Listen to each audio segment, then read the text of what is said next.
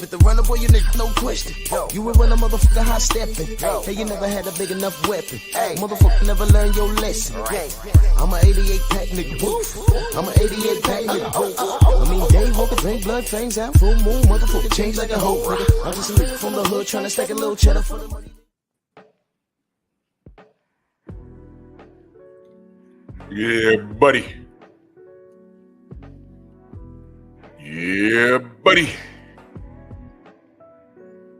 Lightweight. Lightweight, baby. Let's bleed, shall we? Drew Titan Bronx on deck. Shout out to the mighty LDBC.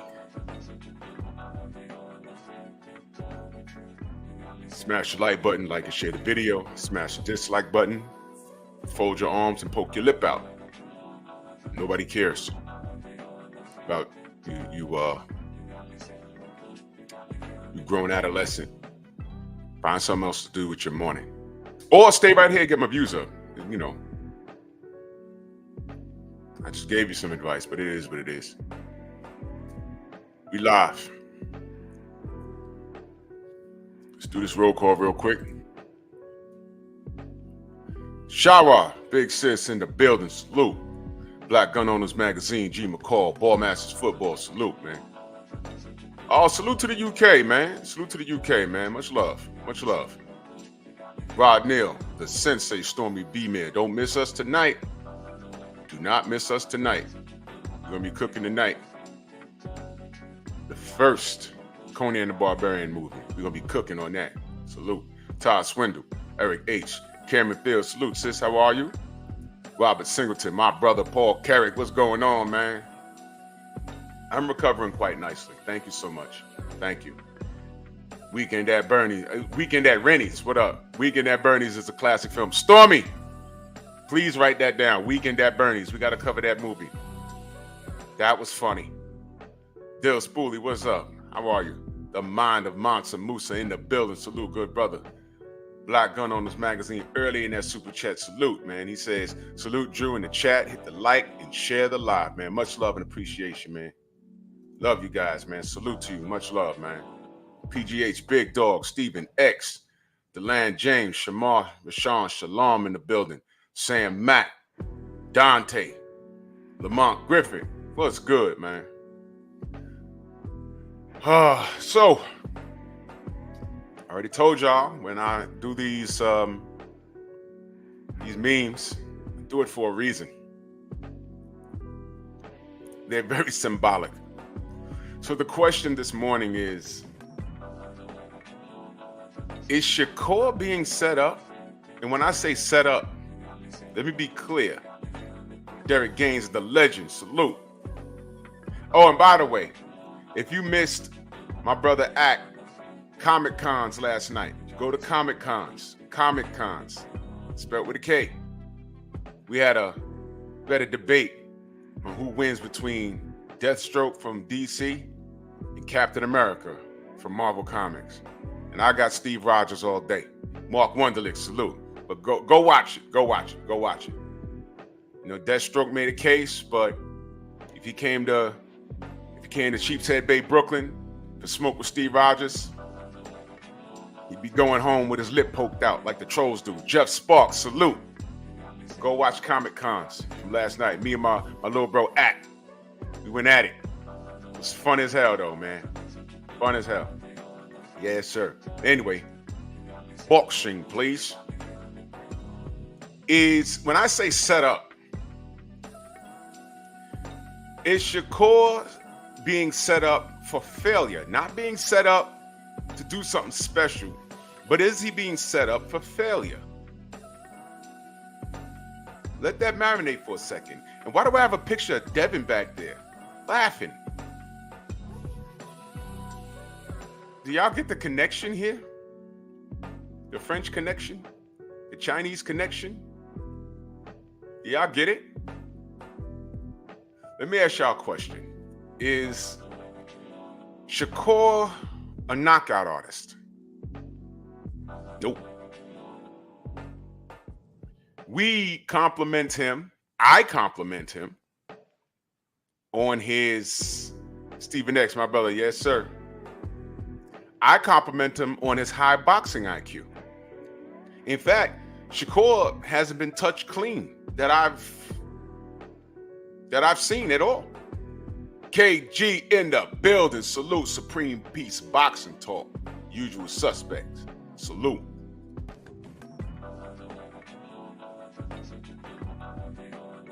Shakur, we talk about his boxing IQ. He seems a bit ahead of his time because he's so young. Right? By today's standards, let me be clear. And he's not a knockout artist at all. So if he's not a knockout artist, wouldn't he be called or labeled that term, I don't know, pillow fist? You know that term they reserved for Devin Haney? You know what I'm talking about? Let's pull up Devin's box rec for a second. I want to see something. And let me tell you how dirty they do Devin. As soon as I put Devin Haney in the Google search, the first picture I see is him getting up off the floor after Ryan Garcia cheated him. That's exactly what they throw out at me. Funny, I put in Oscar De La Hoya. I don't see the pictures of him in fishnets until I got to scroll down a little bit. Black people, I just want to let you know that. Black people, I just want to let you know that. Black people, I just want to let you know that. Black people, I just want to let you know that. I do that for a reason. When I repeat myself, I do that for a reason.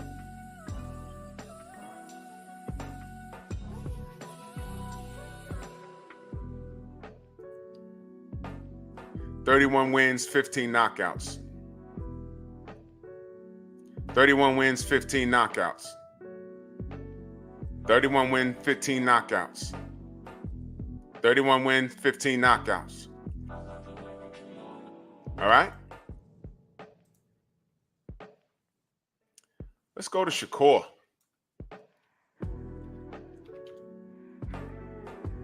Shakur Stevenson. Right. Box rec. 22 wins, 10 knockouts. 22 wins, 10 knockouts. 22 wins, 10 knockouts. His birth name is Shakur Nafi Shahid Stevenson, and he's waving a Puerto Rican flag. What? All right.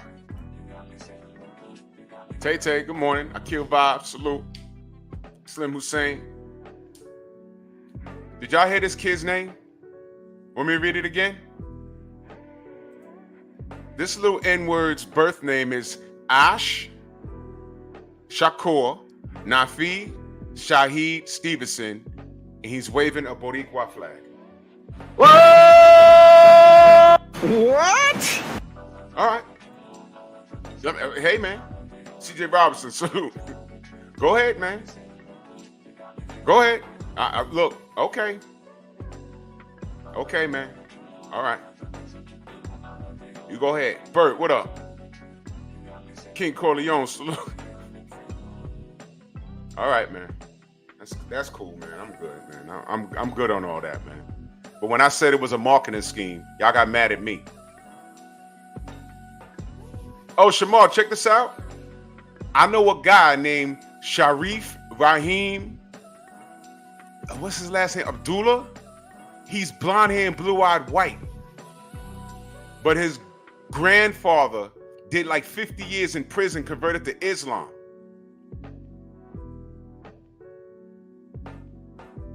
And he named his grandchild. There it is. It's not, so you're right. It is possible. But when I said, I know there's Boricua Muslims, I know. But when I said that him waving that flag was more of a marketing scheme than anything, I was like, yeah, this is why I'm saying it. I wasn't just saying it. You know what I mean? I had cats talking about, yo, man, that's racist. No, it's not. Where was that flag in the Olympics? That's all I asked. That was the time to wave it. As soon as he goes to top rank, who sees no value in black fighters. Ask Floyd, ask Bud, ask every black fighter that came through there. That's all I said. He goes there and then magically he's waving that flag. I said, no. He's not paying homage to his dad. He should have did that at the Olympics. All of a sudden he waited, and he didn't even do it when he first started fighting on a pro level. He did it like somewhere in the middle. I was like, where'd that flag come from? What? Why now? Well, that's what I was saying. Why now? Don't pimp the people. Don't do that.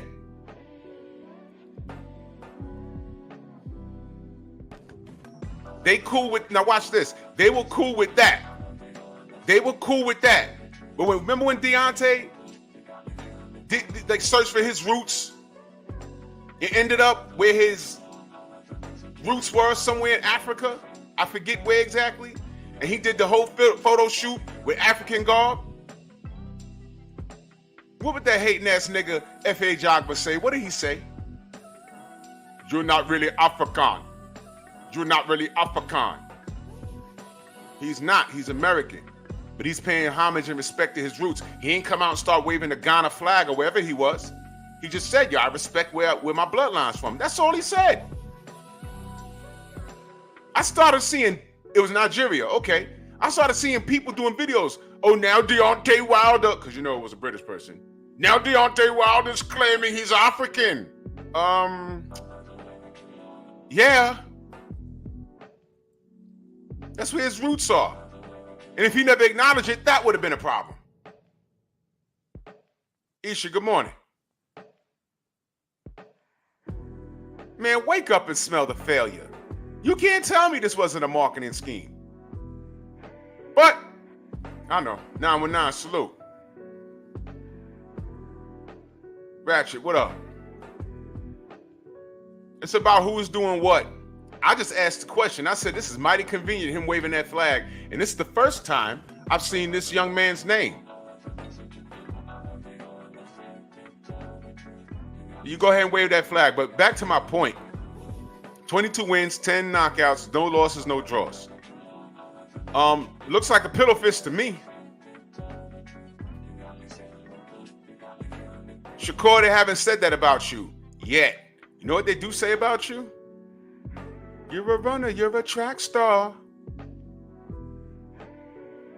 That's what they're saying. That's what they're saying. 22 wins, 10 knockouts. That's slightly below a 50% ratio.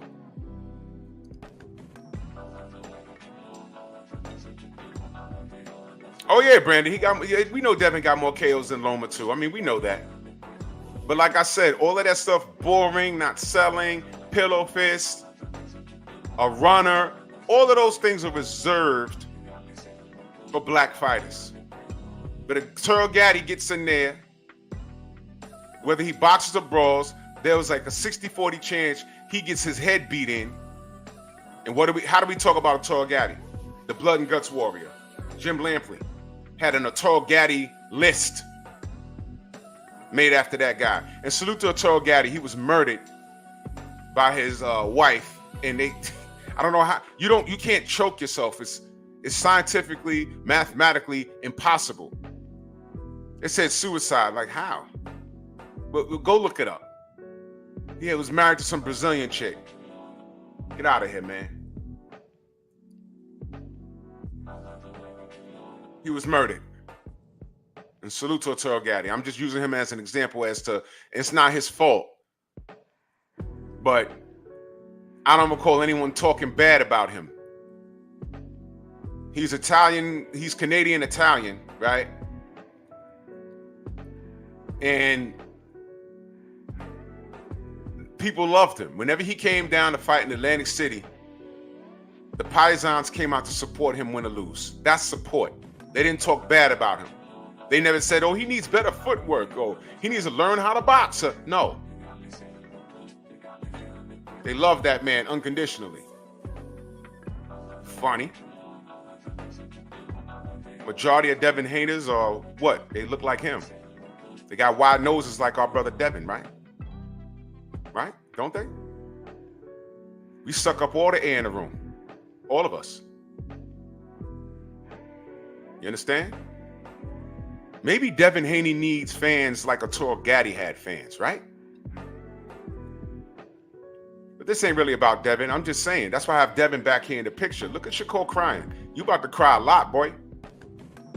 You got to be picture perfect for the rest of your career. And you're messing around with Eddie Hearn and you're on a Saudi undercard. Let me tell you something about those cards, man.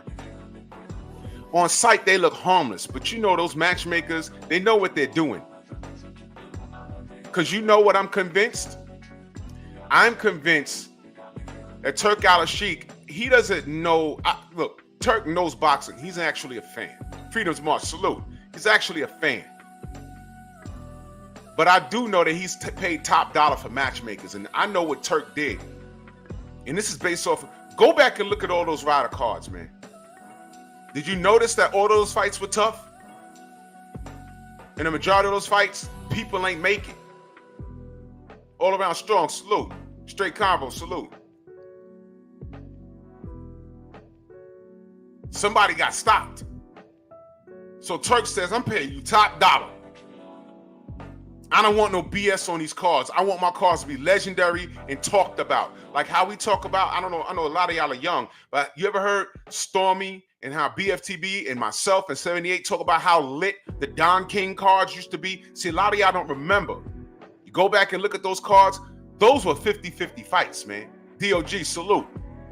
Those were 50-50 fights. Don King cards used to be events. And somewhere down the road, it started happening like when Don King wasn't as powerful. Down the line, we start purchasing pay-per-views. They were overpriced, and the undercards would be trash. Anthony Bolton, salute. And you go to a fight party, we're like, what is this? Now, me, myself, I'm watching the undercards. I'm like, man, this guy got 30 wins, like 24 knockouts and like 2 losses, no draws. And he's fighting some guy that, but he got 5 wins, like 4 losses. And why is he in the ring with this dude? DeLand James, salute. Yeah, right. Exactly, DeLand James. You had to stack a Don King card. Because mess around, Mike Tyson will knock his opponent out in 20 seconds. You had to have a stack undercard.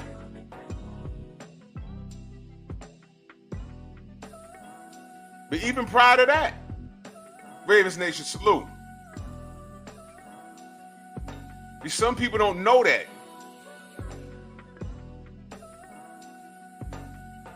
Floyd Mayweather had a lot of people spoiled, did he not? Jim Brown, salute.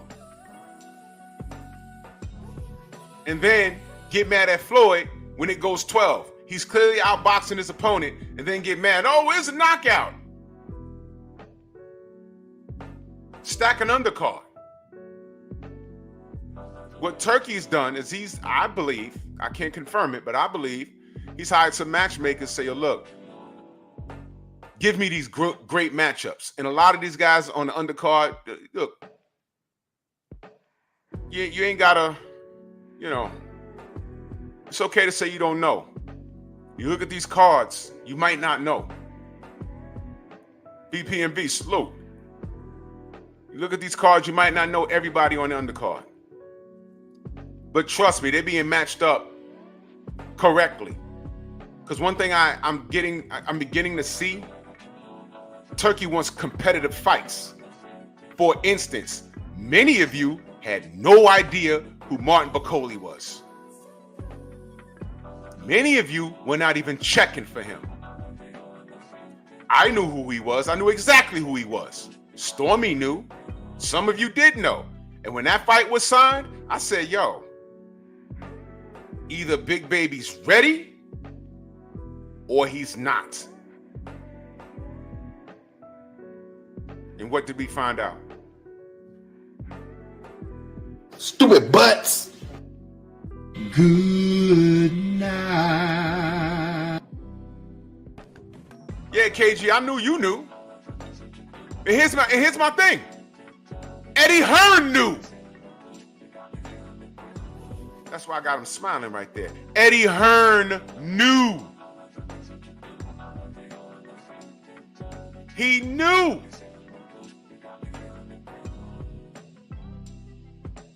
He knew. Everyone knew who Martin Bakoli was. Everyone in the UK definitely knew who he was. Why do you think he couldn't get no fights?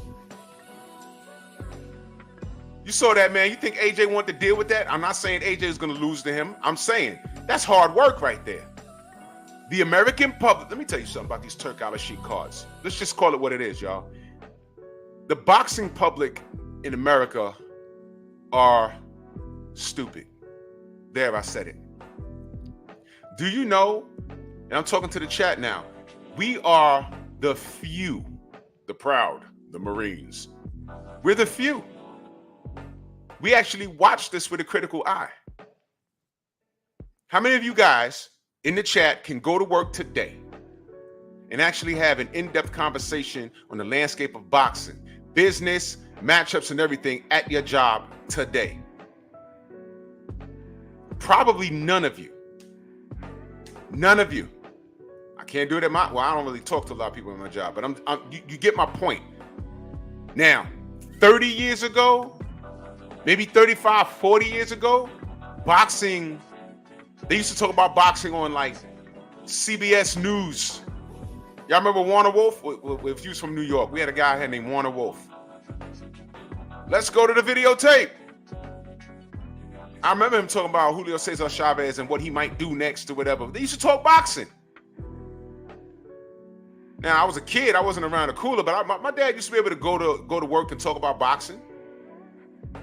You don't just do that no more. You know what you're talking about? A boxing conversation at your job, maybe the last 15 years was, man, you saw the Floyd fight, man, that was boring. And I'm sitting there listening like, nah, he styled on so-and-so. Couldn't touch him. That was boxing right there. What? Oh, but he's so boring. And if that cat's my age, he grew up on a steady diet of what? Mike Tyson and 20-second knockouts. A majority of them were bums. And then being shocked when Evander Holyfield whooped on him. How'd that happen? Well, do you have a minute? I can explain it. And if you try to explain it, they eyes start wandering. They have ADD when you're trying to explain boxing to them. These are the American fans. That's why I told y'all, UK fans, they have better boxing fans than American fans. There, I said it. I've been saying it. That's why Eddie Hearn is laughing. And that's why Jared Anderson got the tar baby beat out of him. Stupid butts. Because if he had a matchmaker that knew anything, somebody would have said, hey, man, you know what? They're trying to get us. What you mean? And Jared could be, he could have been, I'll beat anybody, line them up. I want Deontay. I want this. I want that. Okay, Jared, you're supposed to say that. But you know what? My job is to keep you winning. And here's what we're not going to do. We're not going to fight Martin Bakoli. We're going to fight someone else. And you know why? No one's going to call you a duck. You know why? Your fan base, however so small, is here in America. And nobody is going to care if you duck Martin Bakoli. But I care. I have a job to do. I need to keep you winning. I know you feel like you could beat the world. Keep that energy. But my job is to keep you thinking you could beat the world.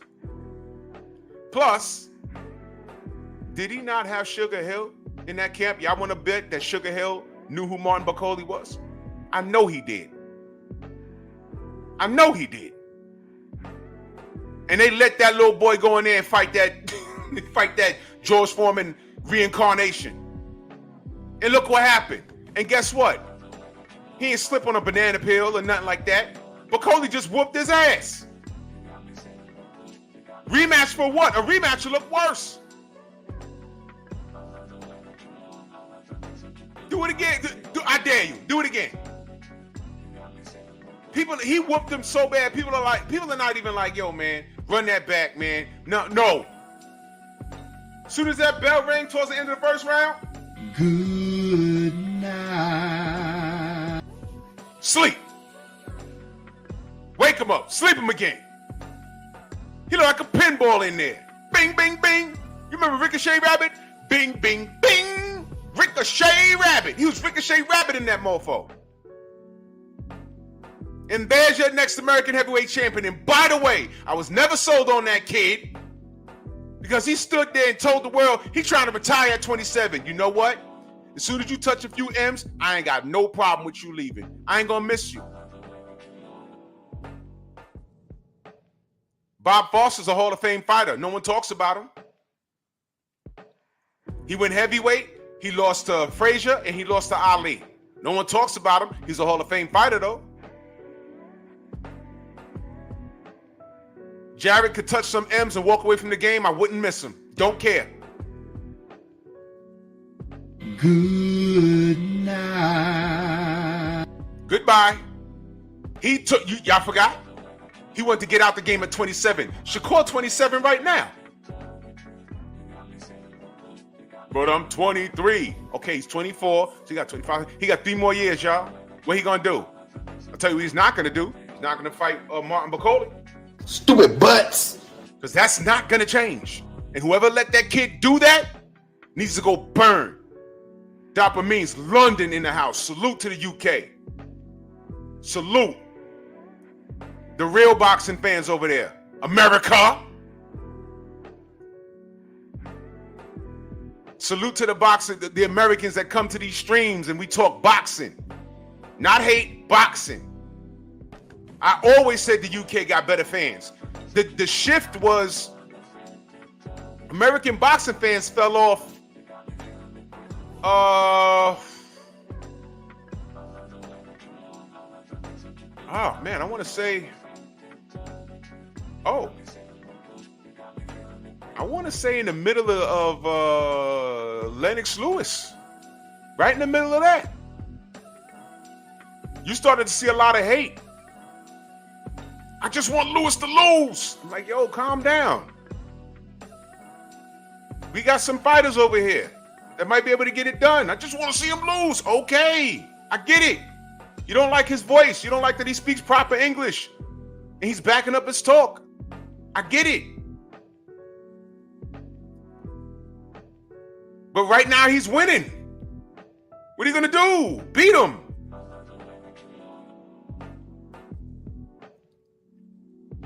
Beat him. You don't like him? Great. He's that good. Beat him. You got to beat him, though. And tell me what smoke Lennox Lewis ducked. I'll wait. You know what? I'm not even going to wait. He didn't duck any smoke. He wanted all the smoke.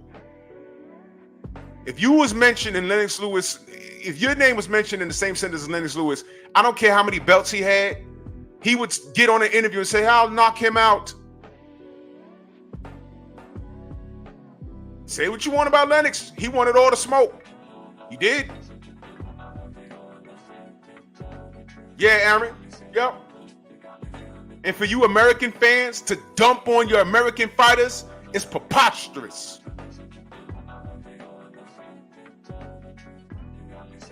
I don't see UK fans doing that to their fighters unless their fighters does something insanely like crazy. They'll stand in the pocket for their fighters. And they ain't perfect. They're in abundance, but they ain't perfect. If you want to talk about imperfection, look at the American fight fans. Look at them.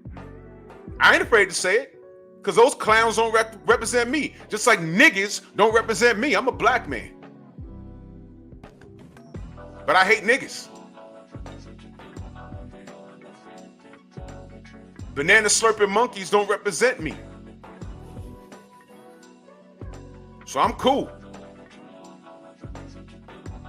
And Lennox retired under his own circumstances. He got all his faculties. The man's a Hall of Famer. Check the resume.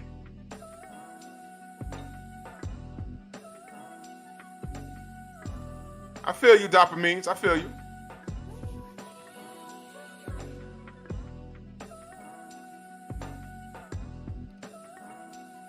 And why I'm talking about American fans like this in a negative light, That brother right back there, Devin Haney.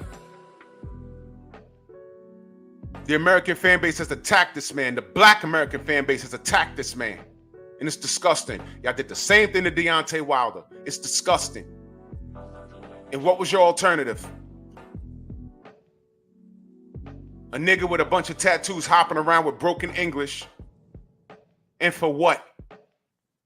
Y'all gonna see how this plays out. But we're talking about Shakur though, right? The reason why I brought up Jared Anderson and how his team failed him, because I don't know whether y'all want to admit that or not. His matchmaking team failed him. He had no business in the ring with Martin Bakole. There was bro, I wish me and Stormy had a conversation behind the scenes. And he said, man, Martin gonna whoop that boy ass. I said, bro, they don't know, bro. They don't know. Okay. Here's the thing. You know, you can wish Jared the best, but I knew it was a bad matchup when I heard he was fighting him. I said, who did this? That's the first thing I said, who did this? Who's in Jared's camp that don't like him? Who did this? Who did this? Now, Jim, Lennox is a Yardie, and he's Canadian. But, you know, the Brits accepted him. And that's cool. You know what he wasn't? American. You know what I mean? So he was like a villain, you know, I guess. But here's the facts. Nobody beat him. I mean, he's lost. But he what it is that when he lost, he always bounced back. And that's all you ask from fighters today. Some of these dudes lose, and they act like the loss ain't happened. Loma lost 3 times, and nobody's asking him to run any of that shit back. It's ponderous. It's like, what wait a minute. Orlando Salido, right? Devin Haney, right? Teofimo Lopez, and nobody. Oh my God, man. My God.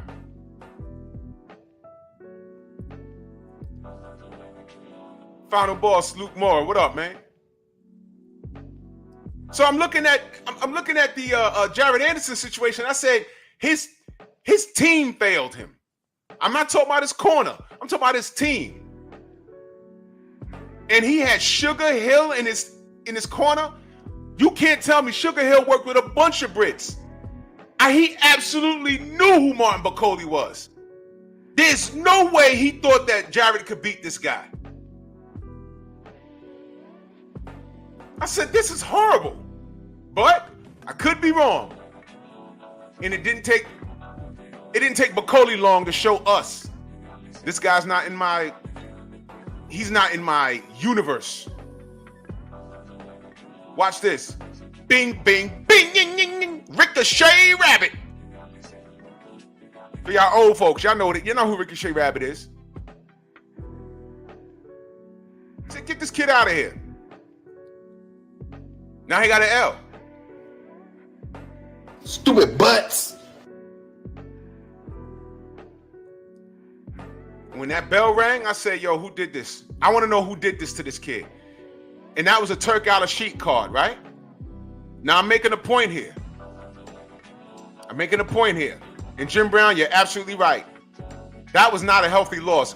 I want to see how he looks in his next fight, because he's already a mental case. Hopefully those punches woke him up. Time to be a man. Time to stop playing. Time to get off social media, making faces. Nobody cares if you're 6'4". Nobody cares if you're athletic and you're gifted and blessed.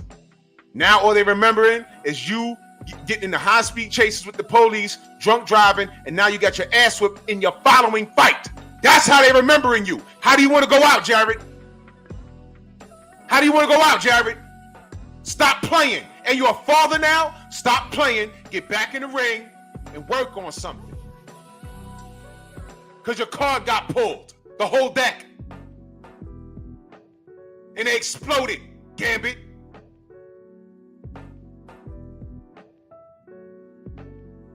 My point is, was that not a Turki Alalshikh card? Do y'all get the connection? The Don King cards were low-key competitive. You might not have known all the fighters, but they were matched up perfectly. And now Shakur is on a Turki Alalshikh card against a guy he's supposed to style on. Well, guess what? Jarrett was supposed to style and outbox on Martin Bakoli. Good night. Is it really going to be a showcase? Let me give you an example of a showcase fight. That's why I'm asking y'all. Is this a setup? Let me give you another example of showcase fights that were supposed to be showcase fights and it just didn't turn out that way. Y'all remember late great Vernon the Viper Forrest, aka Ironhead? He whooped on Shane Mosley. He made his case. He said, man, I beat Shane in the amateurs. I beat him in basketball. I whoop him then, I whoop him now. The only thing is, he has a deal with HBO. They had an identical record. But you know what? The machine favored Mosley with his light eyes and slanted eyes and that good Negro hair he had. And Shane could fight. He had 2 paydays with Oscar De La Hoya and all that. But did you know that Vernon Forrest had an identical record? But he's a tall, lanky, dark-skinned brother from the South. Shane Mosley's the brown-skinned dude with the good hair and the light eyes. So who we marketing here? It makes dollars and makes sense. And Shane could fight. But Vernon was like, yo, he just, he's more marketable than me. But I whoop him. And the average fan did not know who Vernon Forrest was. I did, and this was pre-internet, y'all. Everyone was, and let me tell y'all something. Everyone knew who Vernon Forrest was. When I say everyone, I'm talking about in the industry. Just like how I said Sugar Hill is supposed to, oh, I know, Stormy. Did y'all know that Oscar wasn't even trying to fight Vernon Forrest? And he could have? Like how I say Tank could see anybody at 135 and he just won't do it? Oscar could have saw Vernon Forrest. He didn't do it. Everyone knew who Vernon Forrest was. He was a decorated amateur. That jab was in your chest. He could fight.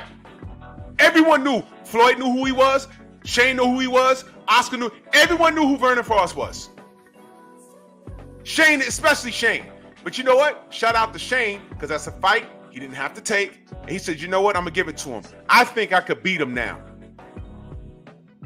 And brought his ass to my city at the theater, because Hulu wasn't around back then. Well, and if you haven't seen it, it's on YouTube.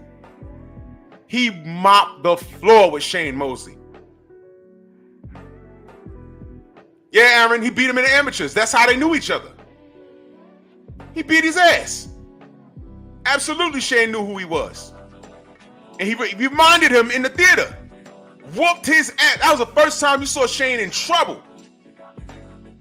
He popped him with an uppercut and he leaned on those ropes like, what the fuck? Dropped him. And Shane got hard. He got up. Then later in the fight, Vernon hit him on his left side in the body. And the HBO cameras was right there. And you heard Shane go,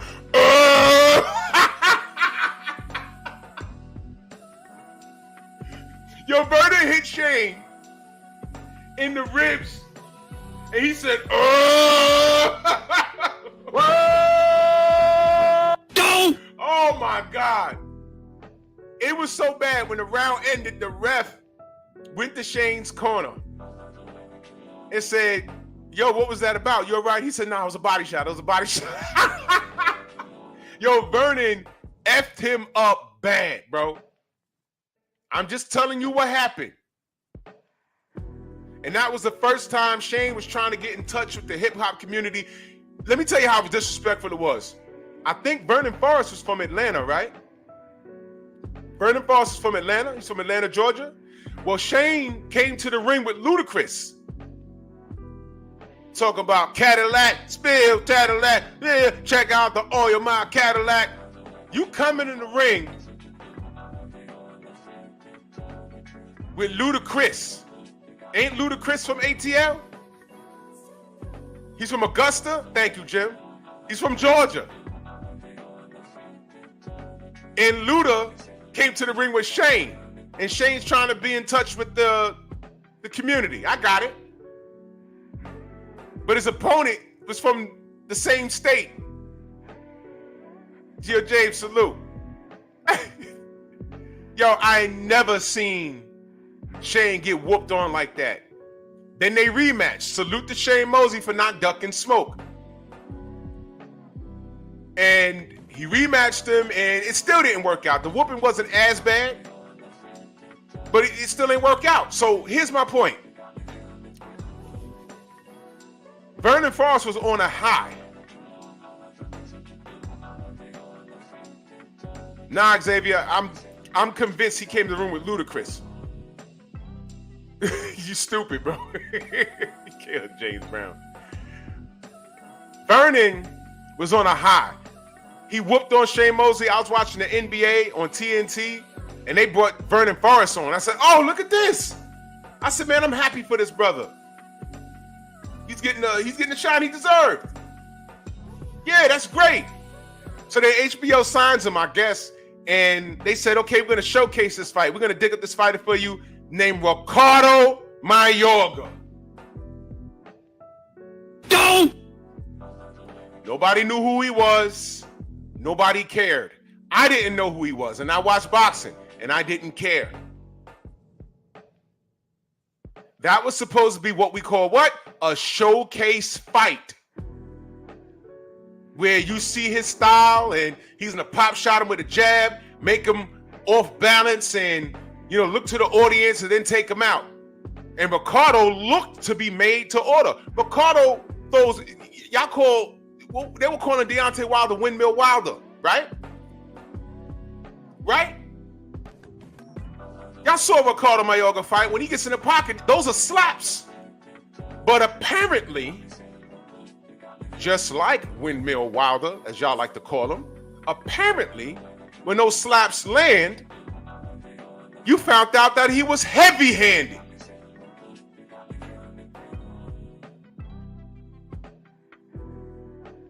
Didn't see that coming, did you? I remember Vernon being backstage smiling, shadowboxing to the camera. Xavier, you was there? Yeah? Yep. And I just said, okay, he's gonna style on this Latin brother right here. He's probably gonna carry him to about 6 or 7 rounds and get him out of there. And he was. There was a part of the fight where Ricardo goes back to the corner and he says, Xavier, do you remember, how do you say that black guy hits hard? He said it in Spanish. That black guy hits hard. That was funny as hell. I said, oh yeah, Vernon gonna get him out of there. And I forgot what round it was, but they got to an exchange, and he hit Vernon in his head, and he fell down on the ropes, and I was like, what the hell? That hurt? And then they zoomed the camera in on his face. He was glassy. I said, oh shit. He about to lose. I'm looking at the time. I said, oh no, he about to lose. Ricardo swarmed him, stopped him, and then the man lights a goddamn cigarette at the end of the fight. Ricardo Mayorga's born. That night. And that walking corpse. Y'all know who I'm talking about.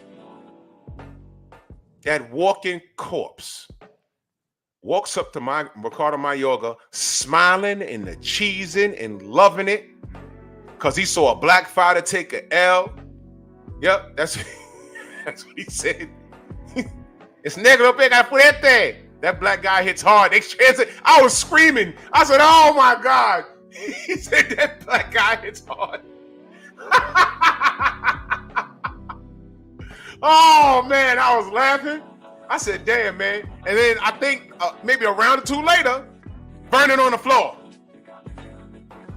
I'm like, what is this? What's happening? So Larry Merchant, smiling and the cheesing, says, what? He said something to him, and you know what stuck out in my mind? You know what? Y'all remember what Larry said to him? So Ricardo is smoking a cigarette, right? And I said, "Dang, you want to talk about 2 seconds of funk? How the hell he came off for 2 fights with Mosley dominant, and then this happens?" You know what Larry Merchant said? You remember? He said, "We toast you." Not congratulations or good win. He said, "We toast you."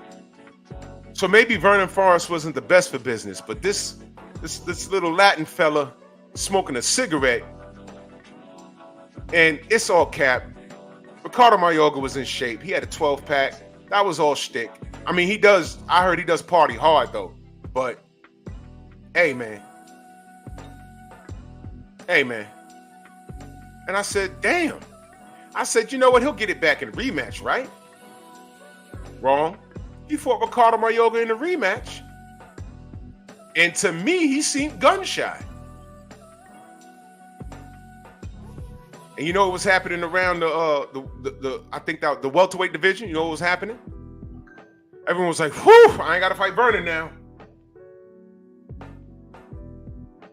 I mean, Ricardo Mayorga provided different problems, but I ain't got to fight Vernon now. Floyd didn't have to fight him. Paul Williams wasn't highly ranked at that time. It was strange. It was strange.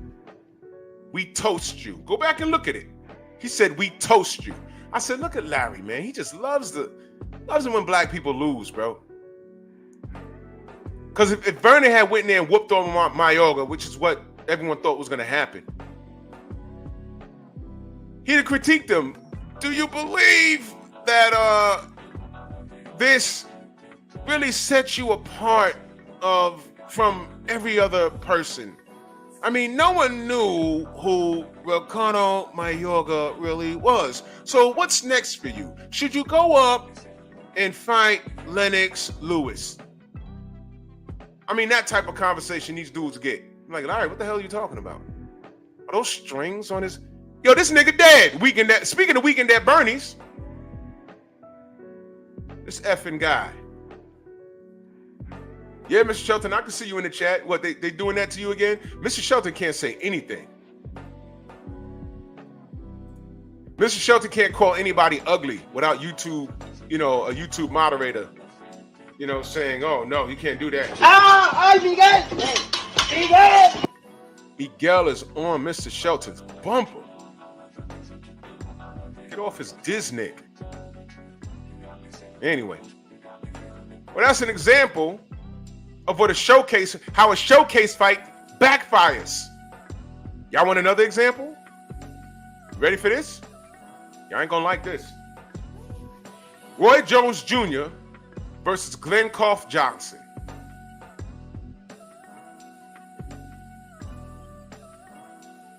Y'all remember that? I'm not even gonna get into it, bro. The knockout was violent, and I literally,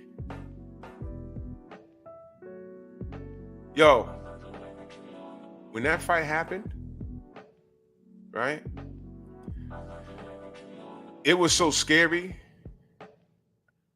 I was supposed to be getting into something that night, and I did eventually, but it almost ruined my night. You know why? I was a huge Roy Jones supporter, number one, and number two, I thought he killed him in that ring. I remember when Roy was stiff board and his head was like off the mat. I was like, oh no. Is he?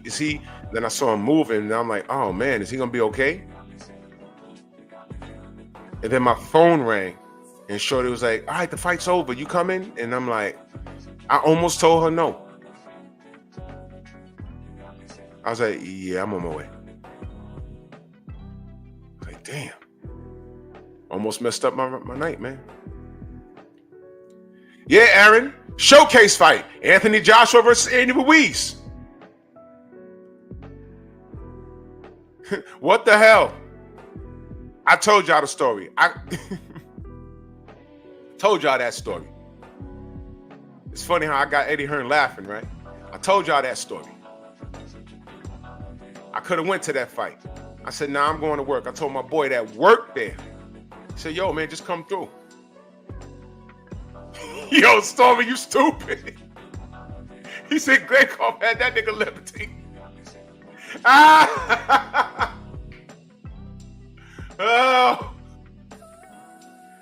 Oh my God. Hey, man. Jarrell Miller popped dirty. They got Andy Ruiz and Eddie Hearn. Y'all remember when I asked Eddie Hearn, what has he learned since he's been started working with the American market? And, you know, he had to go to the stage, you know, because he was dealing with Ryan Garcia and the Devin Haney thing. But I really, really would want to sit down and talk to him about what he's learned about the American market. Shakur, salute, sis. I really would want to hear what he has to say unfiltered, because I'm sure there's a lot of stuff he wouldn't say out loud. Well, you know what? Since he's working with the Saudis, I bet you there's a lot of stuff he'll say out loud. But when he first burst onto the scene with DAZN, I wasn't impressed. He had a preconceived notion of what the American market was, and it wasn't that. He didn't understand it, which is why his first go-round didn't work. But he's, you know, surveyed the area, and now I think he understands it. Yo, Xavier, I had to, bro. I had to. Ain't nobody picked Glenn Johnson to beat him. That bell rang, and Glenn said, you know what? I'm not outboxing this guy. I'm going to run him down, no. And I said, okay, this guy's going to punch himself out round 4 or 5. Roy's going to pick him apart and probably stop him. Nope. Glenn knocked the ish out of Roy, and I said, ooh, what?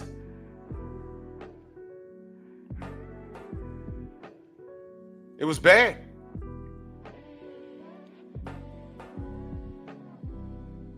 Now, had I had a crystal ball, I'd have went to the Garden that night. My phone was blowing up. Got off my bus. Thomas hit me up. He said, yo, you saw the fight? I was like, no. What happened? He said, yo, AJ lost. I said, excuse me? He's like, yo, he dropped him like 100 times. I said, yo, stop trolling, bro. Stop trolling. He said, I swear to God. So now I looked at my text. My boy was blowing up my text. I told the story 100 times.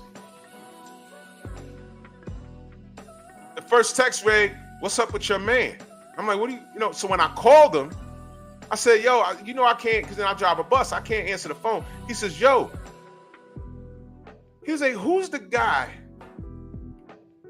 The tall white guy with the British accent. I said, that got to be Eddie Hearn. He said, yo, he was downstairs on the phone talking about, I don't know. He's on the phone with somebody. And he said, the British kid, he said he came out the locker room with no shoes on, sweating, holding his stomach like he had to take a crap or something. He was like, yo, there was like something wrong in the locker room. Because my boy worked there. So he was going to get me a pass to come into the building. And God rest his soul, because he died during the pandemic. But he was downstairs watching this stuff, and he's not like a boxing fan like that. So he was texting me. So when I finally called him, he told me everything. He's like, yo, he looks sick. He looks sick. I said, huh? He said, yo, he looks sick. He said, then, you know, about maybe an hour later, whatever, then he comes out and then they did the ring walk or whatever. And he said, I'm watching the fight from the hallway. And, you know, he dropped the fat boy. That's how he you know, Andy Ruiz was. He said he dropped the fat boy. Everyone thought the fight was over. Then the fat boy got up and went upside his head, and then he's falling on the floor. And he said he had never recovered, and then he stopped the dude. And I said, wait a minute. So I went home. Well, first of all, what I did, I was still in the Facebook group at that time. And I think I went live on my Facebook. I left my job and went to the gym. And I trolled the clowns on my Facebook Live. And that was it.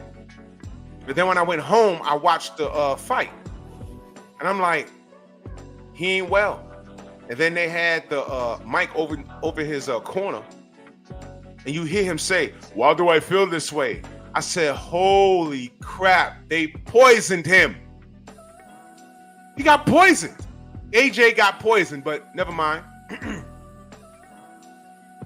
you check my channel, me and Stormy did a whole live that Sunday. Poisoned. And I had a picture of Deontay Wilder next to Anthony Joshua. Poisoned. So not even Eddie Hearn is exempt from the machine. They don't want those brothers going undefeated.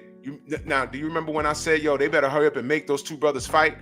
Because somebody would be undisputed, whether it been Anthony Joshua or Deontay Wilder. All we wanted was the fight. And Eddie Hearn played politics, and the fans were too stupid to see the forest from the damn trees. And now look, the only undisputed champion we've seen in the four-belt era at heavyweight was who? Alexander Usyk. It was between Usyk and Tyson Fury, just how they wanted it. When I say the machine, when I say they, I'm talking about the machine. Just how they wanted it. Makes Eddie Hearn know, never mind. Because he's laughing all the way to the bank. He likes AJ, but he don't love him. This is business. AJ still got to get in there and fight. Showcase fights, right? Ruiz versus AJ was supposed to be a showcase fight once Big Baby got caught. Andy Ruiz was just about to retire because he couldn't get no fights, and Top Rank says, I'm done with the fat boy, whatever. But he had just fought, so he was still hot.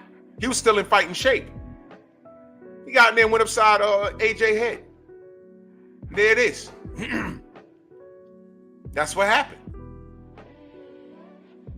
That's what happened. As long as the L is there, that's all they wanted. And the fact that the industry allowed that to happen to AJ, that allowed that to happen to Deontay Wilder, y'all don't see no connection, so I'm not going to connect the dots for you. What we were talking about was bigger than a UK versus America thing. Y'all just didn't get it. AJ's still black, y'all. And that's all I'm going to say about that. But that's an example of a showcase fight gone wrong. Gone wrong. World Constrictor, salute.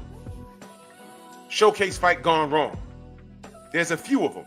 So now I'm asking y'all, knowing what we know about matchmaking, knowing what we know about Turki Alalshikh and his cards, do you think this is a setup? They tried to get brother Devin, but Ryan was so arrogant with it, he got caught.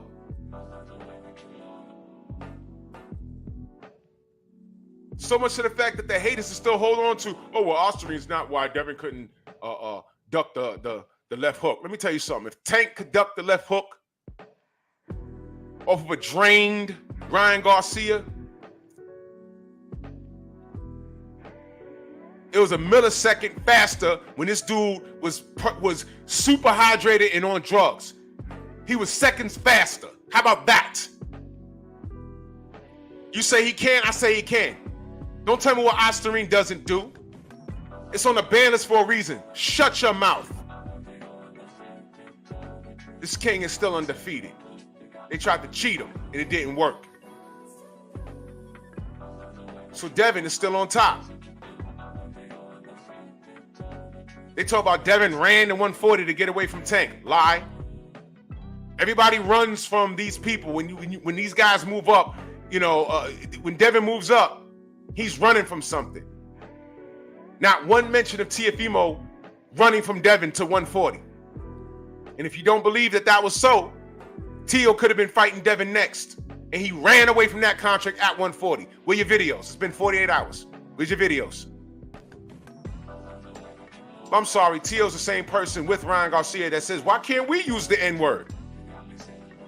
Okay.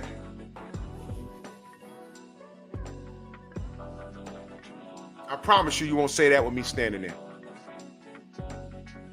Why can't black people use the word spick? What up, my spick? You ain't gonna like that, right? Ain't your word. Shut up. I even curb my conversation because I do know black people that don't like the N-word, period. So all I can do is I just turn it off. I don't use it around him. It's not that hard. Why do you want to use it? But I don't want to go off into something else. The reason why I have Devin back here laughing is because Shakur is about to feel the same wrath that he's feeling. Why? Tank Davis is now his contemporary for real. Why? Lomachenko is now his contemporary for real. He was on Top Rank and couldn't get a Lomachenko fight. Never forget that Bud Crawford was on Top Rank with Manny Pacquiao, and instead of Bob Arum making that fight, he openly said, I killed the fight because I know how it ends, and Manny Pacquiao's such a nice guy.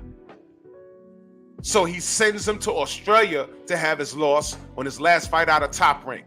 He saw more value in Jeff Horn winning. Didn't they make a movie about Jeff Horn after that? He saw him, and I bet you know what I want to know? They made a movie about Jeff Horn, because I think he's a school teacher by trade. And it led up to that moment against Manny Pacquiao. I'm willing to bet the fact that they used Top Rank and the likeliness of Bob Arum or whatever, I bet you Bob Arum got money off of that. So he saw more value in Manny Pacquiao going to Australia and getting robbed in Australia against Jeff Horn than passing the torch to you had the number one pound for pound fighter on your roster. And instead of passing the torch to the prodigy, you send your old dog down under to get put under. What a fluke that was, ain't it? Because Manny comes back and fights Keith Thurman and beats him, proving his career is not really over. Well, you know, sort of. Because he fought Ugas, and Ugas, you know, beat the crap out of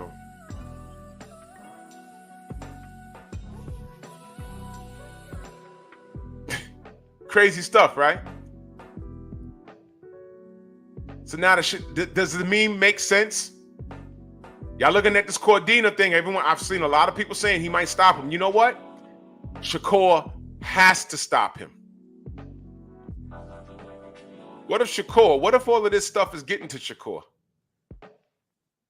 What if Shakur says, I'm going to try and do something I'm not used to doing, and gets into a dogfight with a guy that's used to a dogfight, with a guy that's trained to deal with dogfights? You think Shakur's trained to deal with dogfights, or is he just trained to style on people?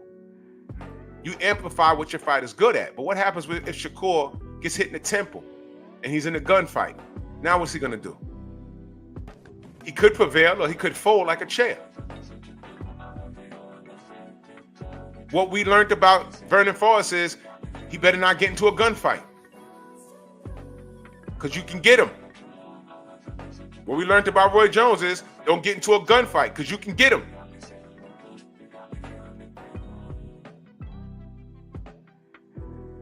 What we learned about Devin, y'all can say he's pillow-fisted and glass chin. He's never been stopped. He's been down before and wobbled. He's came back to winning. And you have to cheat him to beat him. Devin Haney's battle-tested. Can you say that about Tank? Nope. Can you say that about Shakur? Nope. Can you say that about TL? Nope. You can't. Devin's been touched several times in the ring. We know what he's going to do.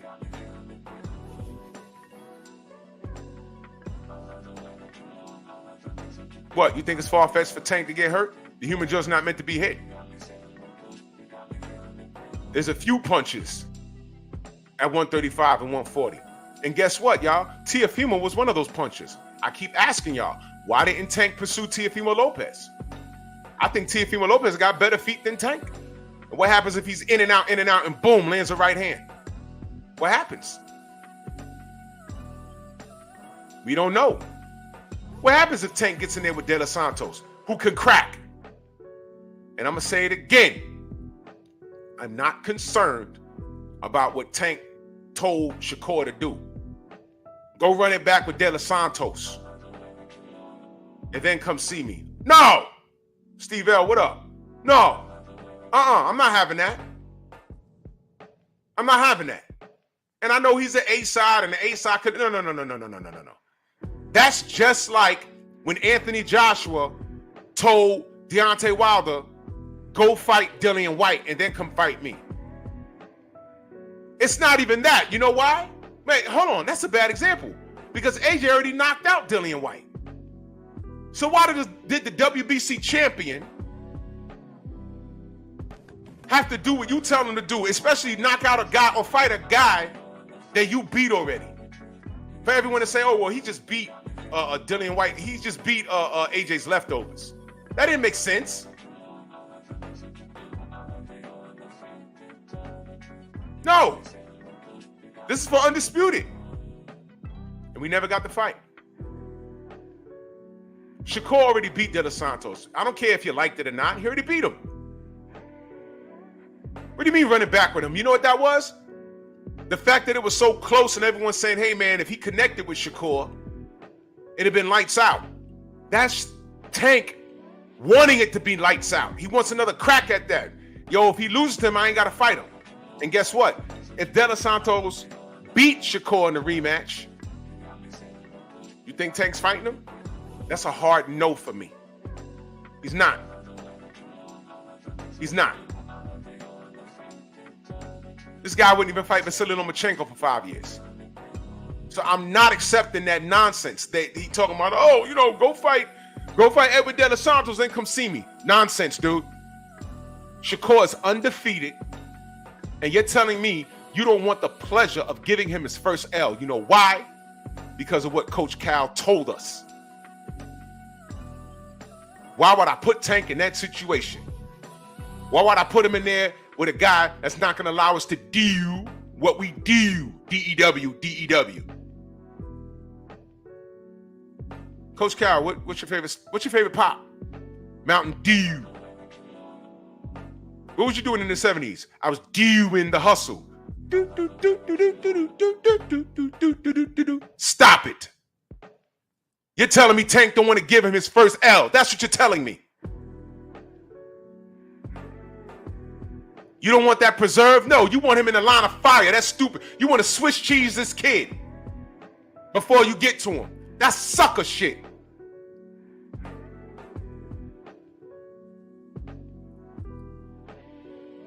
That's sucker shit. But you know what, Tank? You might get your wish. You know why? Let's bring the conversation full circle now. Is Shakur being set up? Set up for what? Progress or failure? And then think about how these Turki Alalshikh cards have gone. We've been thoroughly entertained, but those fights have been competitive, have they not?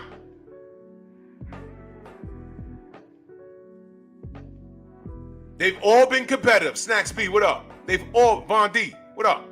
They've all been competitive. What I'm telling you is that it might not be what you think. He could go in there and style on Cordina. He can go in there and style on him and stop him. He'd better hope, you Shakur fans better hope he stops him in outstanding fashion. He better go into a bag and Shakur better hit him with some power that he didn't even know he had. You ever heard Michael Jordan tell you the story about how he first dunked the basketball? He said in practice he couldn't even get up that high. But during the game, during the fast break, the adrenaline was pumping. He just jumped up and took off and dunked the ball like it was nothing. Chilltown Major, salute. Thank you, Shawa. American black man going over there getting their O's taken.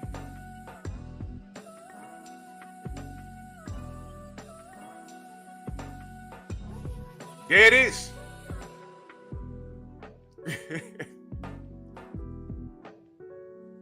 You Shakur fans, you better hope Shakur styles on them and wins. And I know it's a sexy thing to believe, hey man, Shakur wins this fight. Don't be so sure, man. And guess what?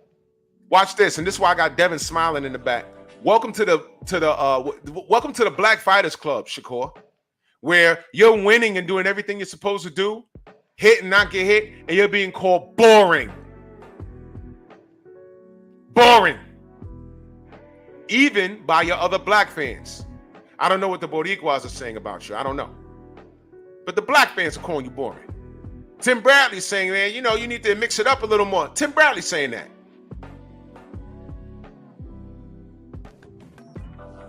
Don't be surprised, man. You go in there with a heavy head.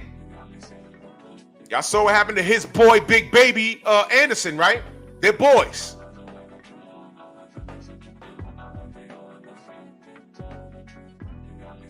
Part of them not wanting to lose in the ring, they on social media like everybody else.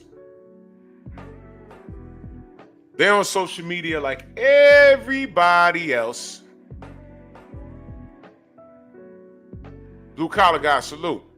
Coach 67, my brother, salute. The meme games are ferocious.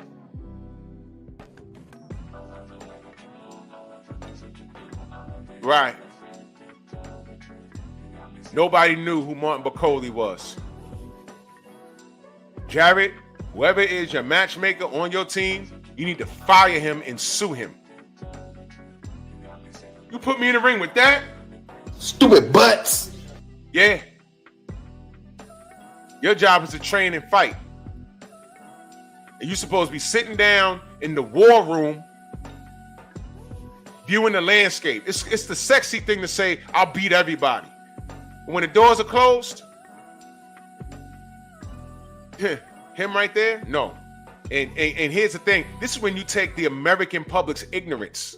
Remember when I said boxing fans all over the world, Canada, the UK, Australia, Africa, they're a million times better than American fight fans. American fight fans are kindergarten / special ed. Now, I'm not talking about the special eds that have learning disability, you know, dyslexic or whatever. No, I'm talking about special eds, the niggas that need helmets. That's black American boxing fans, the majority of you niggas. That's how much respect I have for you. I be glad I'm even calling you human. I'm 2 seconds from calling y'all dogs with collars around your neck, spiked collars. 2 seconds from that. You're lucky I'm calling you human. You got helmets on. You're banging your head on the goddamn window of the school bus. Dirt, dirt, dirt, dirt. Freaking ponderous. That's the American fight fan. Myself, KG, Stormy, when we saw that fight, we was like, wait a minute. Maybe Jared's nice like that. He ain't gonna win this. Copper, what up? And that fight went exactly how I thought.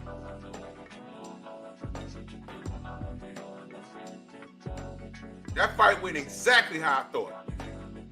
Bob Jones, what up? Ricochet Rabbit in this motherfucker. And that's Shakur's man. And you see, you know why I put this picture of him crying? The Olympic picture? It's symbolic of his character. You know, Floyd cried a lot, and we don't like Floyd. But you know what I will say about Floyd in that ring? You know, Floyd was a dog. Watch this. We know what Floyd does when he gets hit. Floyd fought back. Miguel Cotto busted his nose up, did he not? Shane Mosley almost knocked him down. At least, I ain't gonna say knock him out, knocked him down. He came back and got back to business. Floyd been hurt a few times. Floyd was a dog. I'm not even gonna hold you on that. Floyd's a dog.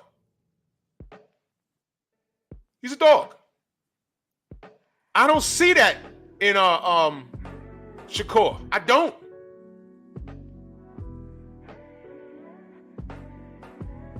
Oh, I know about that, Copper. I'm gonna try to get Mike Hunter on the show too.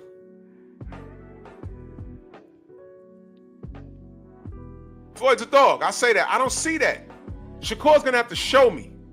Devin Haney's a dog.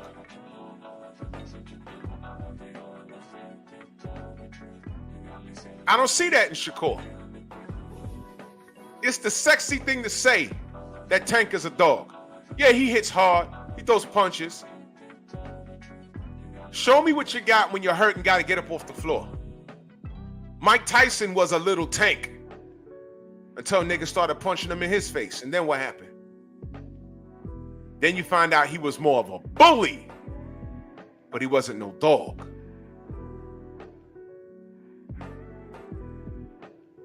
Mike will tear you up.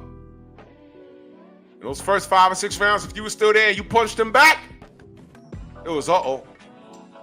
What am I gonna do?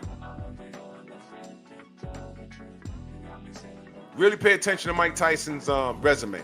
That's why I keep referring to Tank's resume. Really pay attention. Don't tell me he's the best and he beats everybody when all I've been saying is, hey, you gotta show me. BFTB in the building, salute. All I'm saying is show me. He could beat Devin. He could beat Shakur. He could beat. I'm just saying, show. What is the problem? Show me. Goddamn. And I met with more resistance from his fan base as to why these fights aren't happening when the bottom line is he's an A-side and he can make everything happen. What is going on? How on earth was Deontay Wilder ducking AJ when AJ was the A-side? How? We're back to this nonsense again. Again! We've learned nothing. I said that last night. So I'm asking y'all, is Shakur being set up? All the examples I gave you all show long. He's supposed to smoke Cordina, but Turk has not put together these matchups that weren't tough, that weren't competitive. You see, here's why Turk is good for business.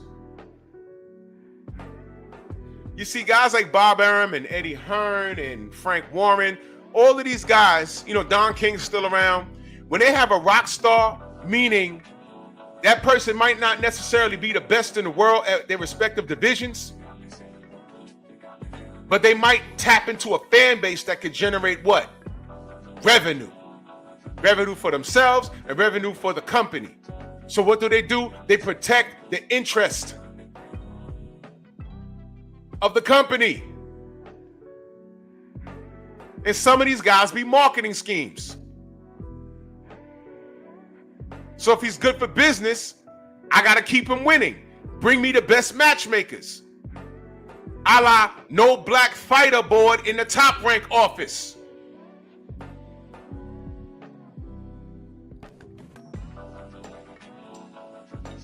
Bud Crawford wasn't the best for business in Top Rank. If he was, they'd have let the Manny Pacquiao fight happen. Yes or no? Bob Arum's friendship was as such, he'd rather have Manny Pacquiao lose to Australian, where they can make money off of a movie and give some royalties to Top Rank. Brilliant, by the way. I have to look that up. I wonder.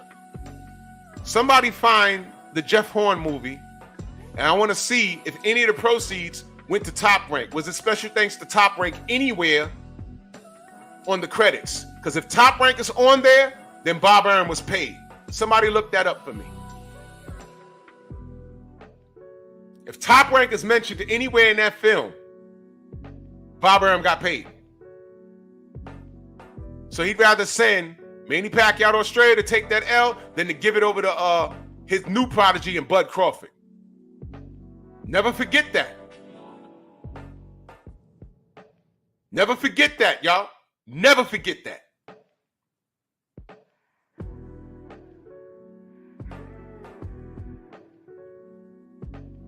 Everything that they saying about Devin, they about to say about Shakur. You see, Shakur, when you was on the other side of things, ducking 25%, and when you did that, your fan base said you was a boss because Devin was trying to jerk you around. Remember that? Ain't no fun when the rabbit got the gun now. See, Devin was also paying the price, not only because he's young and black and fly, but he was also independent.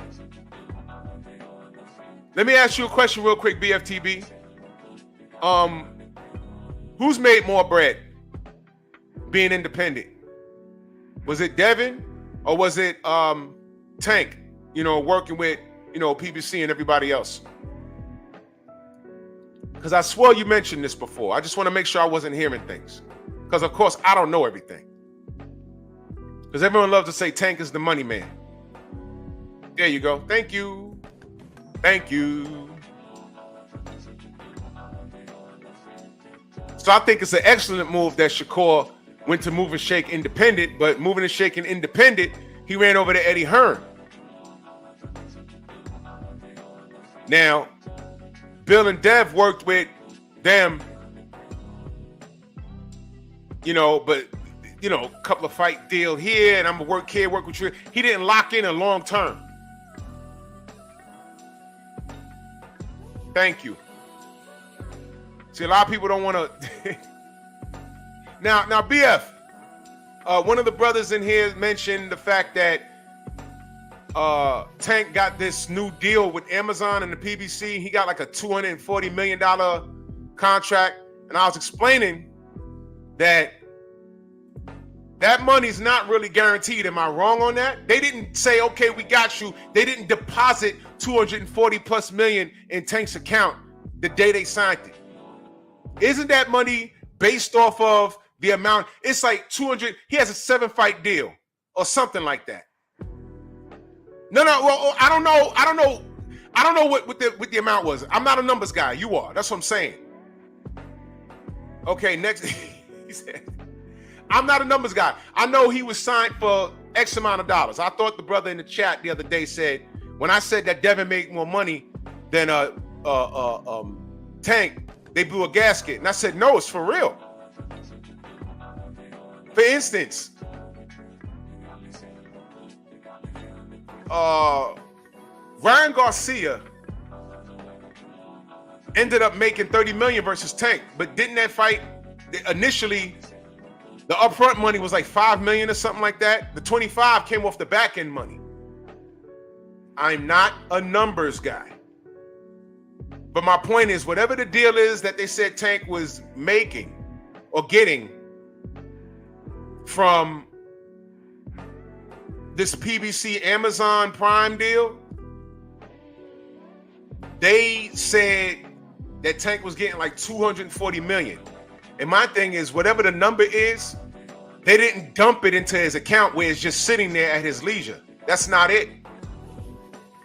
It's in contingent, there's that term again, that he fulfills the contract. And BF, is it true that at any point Amazon could pull out of the deal? Meaning, if they do about 3 or 4 events and they look at the numbers and saying, we can't keep up with this because we're not going to make the money back that we put into this, so let's pull out the deal. Is that the kind of thing that they have?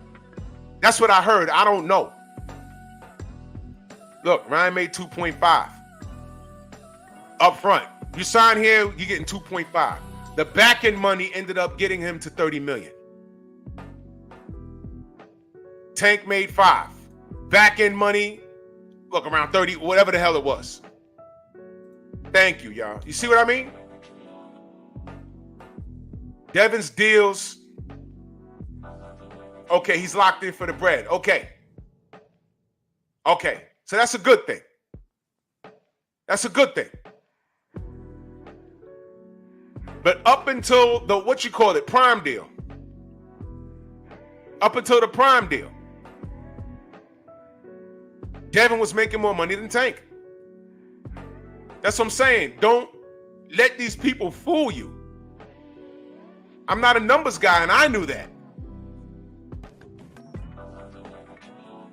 I knew that.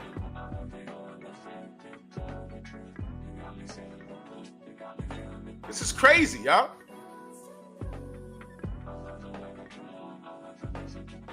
So why they patting this kid on the back, Shakur I'm talking about, yeah, boss up, you worth more than 25%. Even George Cambozo was telling him take 25%.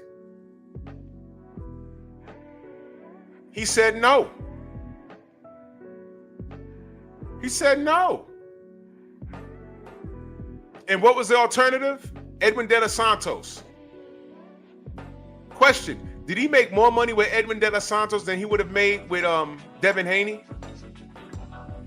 Let me answer that for you. No. So he ducked Devin, y'all. But the fact that y'all hate Devin, I know. Your team Shakur. Okay, so are you team Shakur right now as we speak? It's cool if you are. It's cool if you're team Shakur. But I'm warning you guys. Do not sleep on this Cordina fight. The whole show, I talked to y'all about matchups. And these fights that were supposed to be showcase fights. Oh, we're going to showcase our talent on how nice this guy is. Now, let me go back to my original point. It was in the best interest for guys like Don King, Bob Arum, even the PBC, to keep their guys winning.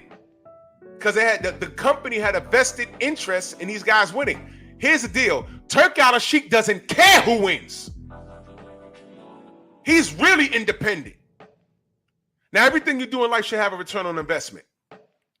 But if he puts up $100 million for an event and it only makes $95 million, what's his loss? Not $5 million?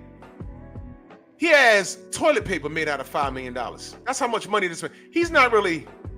Listen, y'all. He didn't get into boxing to make a living. He's gonna do it and make money while he's at it. His reason in boxing was my reason on YouTube. How about that?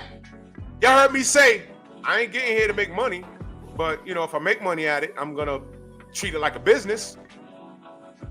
They can shut my channel down. YouTube does that. They shut channels down all the time. I ain't gonna be crying about it because I have a job. I have a 6-figure job. I'm good. It's blood money. I'm saying I got a 6-figure job. Like, hey, I'm not. No. I work for it. I work hard for my money. My base salary is not 6 figures, but my run pay and things that I do on the side on the job gets me 6 figures. But it is blood money, and I'm tired. I'm not a wealthy man. No, I'm not a rich man. I'm a wealthy man. Don't get it effed up. What I'm saying is, if they cut the lights on YouTube right now, I'm cool. I'm cool. I'll lose a couple of grand a month, but I'm cool. It'd be frustrating, but I ain't gonna cry about it because I have a job. That's Turk. Hey man, I'm gonna goof around this boxing thing for maybe a year or two. I'll pull the plug on it. It's all right. Turk has pulled what does the sensei say? He pulled the curtain back on all of these dudes, and now you see them in their skivvies. You see them in their drawers. They're pooped up drawers.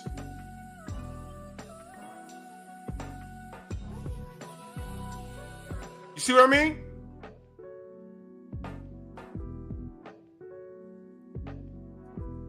It don't hurt him. What I'm saying is, y'all, let me put it in plain English. It's not gonna hurt him to put his favorite fighter in the ring with his contemporary. And here's the funny part, and I'm talking to the American fans now. A lot of you guys don't even know who your favorite fighter's contemporary is. Do not sleep on this Cordina situation. There may be. I know Shakur's favorite to win. Hell, I hope he wins. Ain't no shade to Cordina, but him winning means that there's more of a chance that he can take his undefeated record and eventually fight Devin or Tank or chance his O against Lomachenko. And by the way, back to Top Rank, he was on there. If Bud Crawford couldn't get a fight with Pacquiao, what made him think that Bob Arum was going to put him in the ring with Lomachenko? And now he's rolling in the mud with Eddie Hearn. Trill Will in the building, my brother. He's rolling in the ring. He's rolling in the mud with Eddie Hearn. What do we know about Eddie Hearn, y'all? Lying 101. He's a true businessman. Does Shakur have a proper business team? Do they have a proper business mind? Like DHP? Does he? Guess what, Shakur fans? You better hope so. Get in and out. Because you F around with this guy.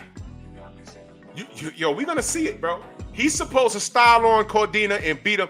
For Shakur's sake, he better style on Cordina and stop him. As a matter of fact, from what I've been hearing, no one is expecting anything less than a stoppage. He has to make a move because that coat is on him now. You know, like how Coach Cal said that Tank gotta knock everybody out because that cape is on him now? No, which is bullshit. Shakur's wearing a whole coat right now. An entire coat. You're boring. That's what they're saying. You're boring. Kamara, what up? You're boring and you're pillow-fisted. You don't lock anyone out. You're a runner.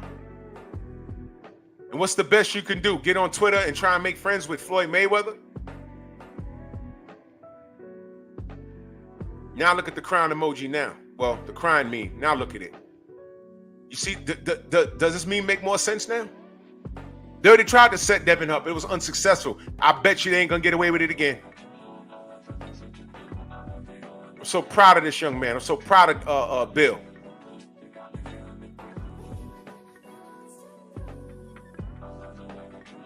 Eddie is shenanigans as usual.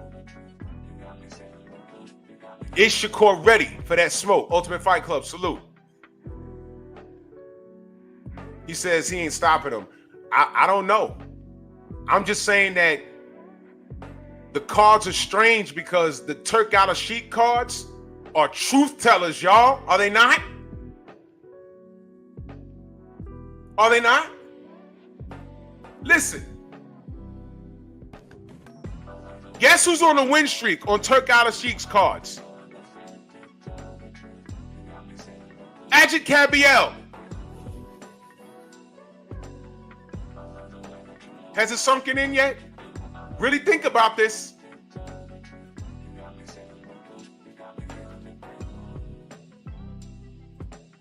The German. Let me pull up his box rec. Ajit Kabiel.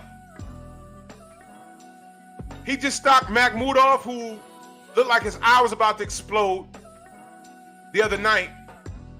And he just stopped Frank Sanchez. Now, here's why I'm pointing that out. Frank Sanchez was next up.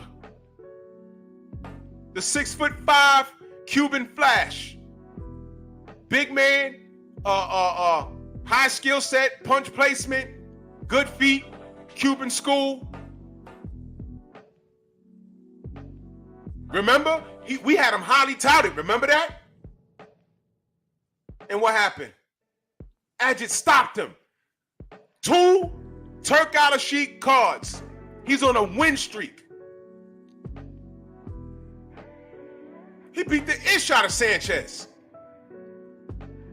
Ajit Kabiel. Now let me ask you a question. By way of fan base, market, I'd say Frank Sanchez was more marketable, especially in the United States. Why? His Cuban brothers and sisters will come out and support him. And the fact that he's Latin, other Latin communities, depending on the city, will come out and support him. That's just how it is. When you tap into the American market, you're really not tapping into the American market. That's why these guys come over here. Yeah, I'm born and raised in such and such city, but my parents or grandparents are from such and such country. So they run around waving an Argentinian flag where they're like 4th generation Argentinian. The American fans are very scattered. And they see more. Why do you think they say, hey man, this guy got a country behind him? Wait a minute, this black American ain't got the whole country behind him? The answer is no. Deontay Wilder got in touch with his Nigerian roots, and he got criticized for it.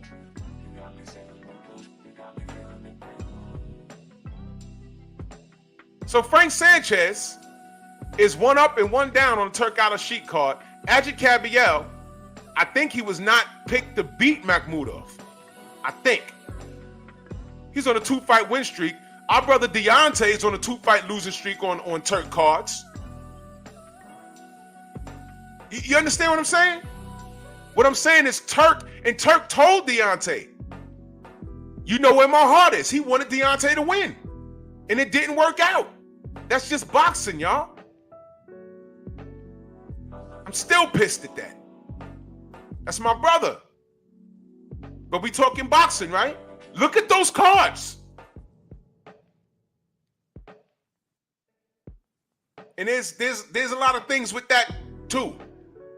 Deontay being off all year long, and then they throw him in the ring with Parker, who's fought like 4 times in a year. I was like, motherfucker. Damn.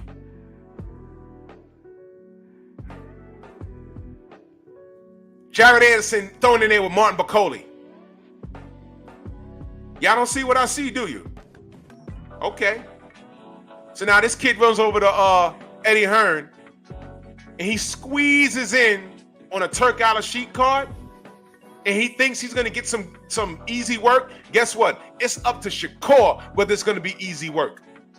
Watch this, y'all.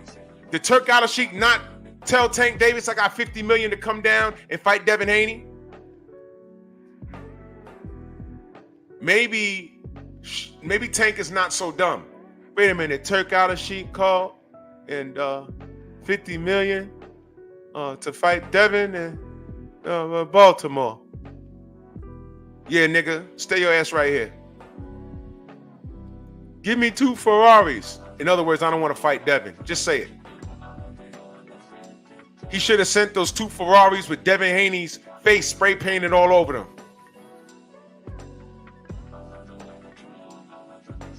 The $50 million duck. What does AJ and Tank Davis have in common? They both ducked $50 million. Bank it, write it. That's what happened. That's what happened. They both ducked $50 million. I tell you what, give me $50 million and I'll take the fight tomorrow. Check your email. $50 million, baby. Well, I'm not going to send my soul for $50 million. Wait a minute. What?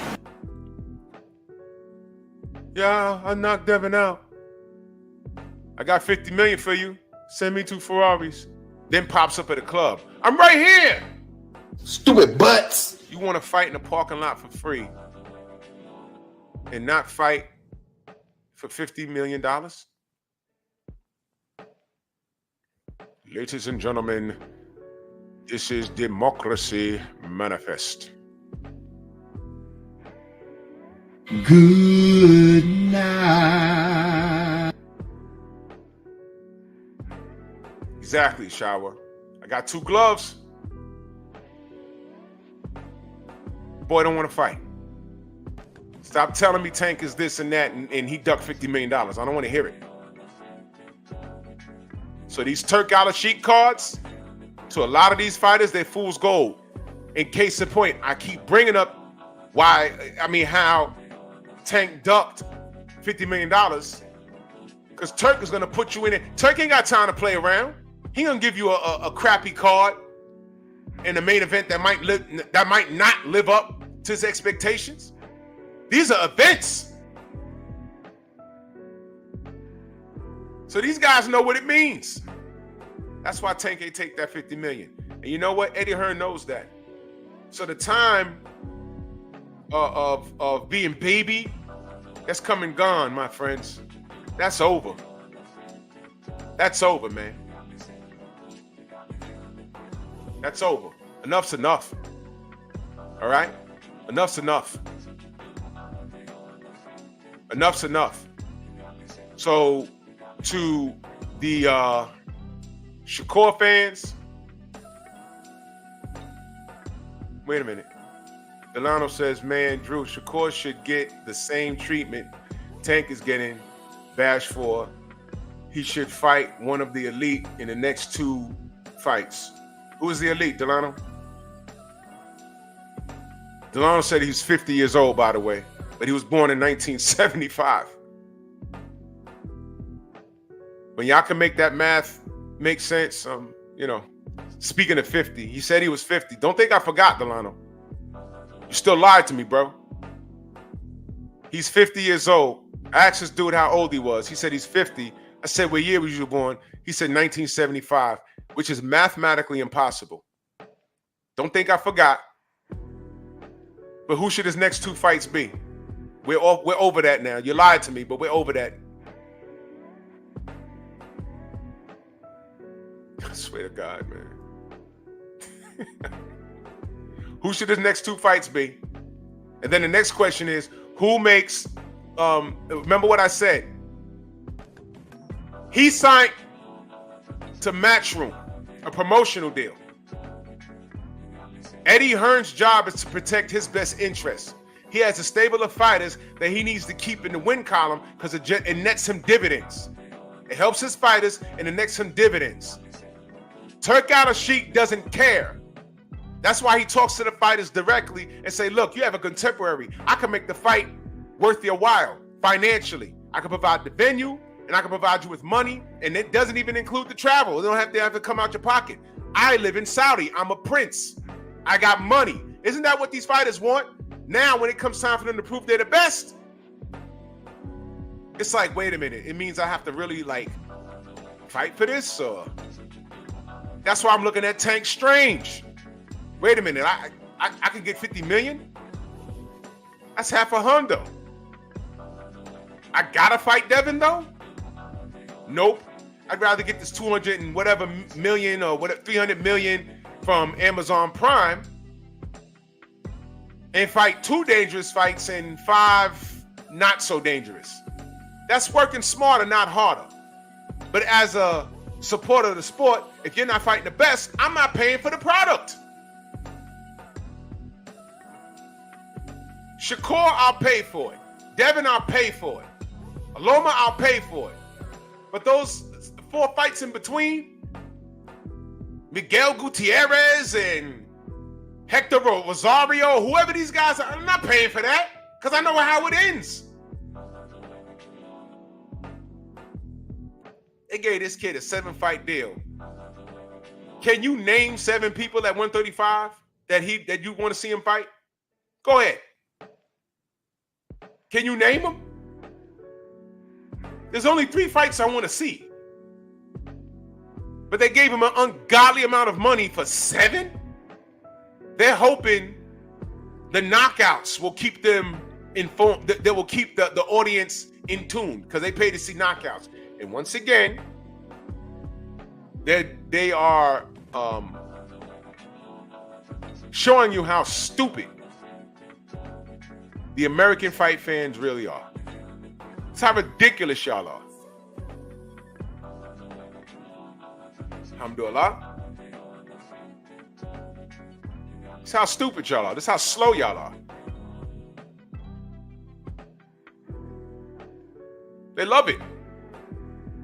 Yeah, we'll give him a tough fight, and then we'll give him another fight where he knocked this guy out.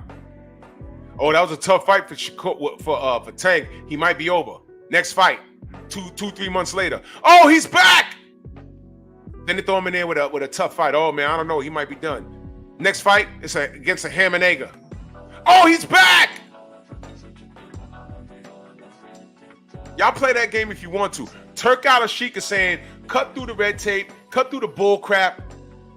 I'm going to get you your contemporary, and I'm going to pay you for it. What's your problem? Good night. He didn't want to do it. That's the problem. That's the problem. He didn't want to do it. Just never forget, he could have fought Devin for $50 million. Now, look at those Turki Alalshikh cards. Turki Alalshikh has no loyalty to one fighter. He doesn't care. Arum got loyalty to fighters because it protects their best interest. So does Bob Arum, Don King, the PBC, Eddie Hearn, Frank Warren, all of those guys. They got to protect their assets. Soul Power, salute. They have to protect their assets. Turki Alalshikh doesn't. Boxing is a playground for him. He don't even need to be doing this. That's what I'm saying. These fighters need to run over and get this bread immediately. But the trade-off is, who's your contemporary? You want to come? Oh yeah, I'll pay you. You're really good. You're really good. What weight you fight at? 175. Who's your contemporary? Never forget, Artur Beterbiev and Dmitry Bivol been running around in the same division for like 6 years. And nobody said they should unify until recently. I've been running around saying, hey man, what's going on? Why ain't they fighting? Stormy been saying that.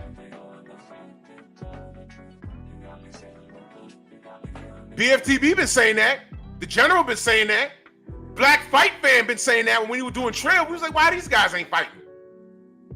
They even let Canelo sneak up there to try and disrupt that. Didn't work out.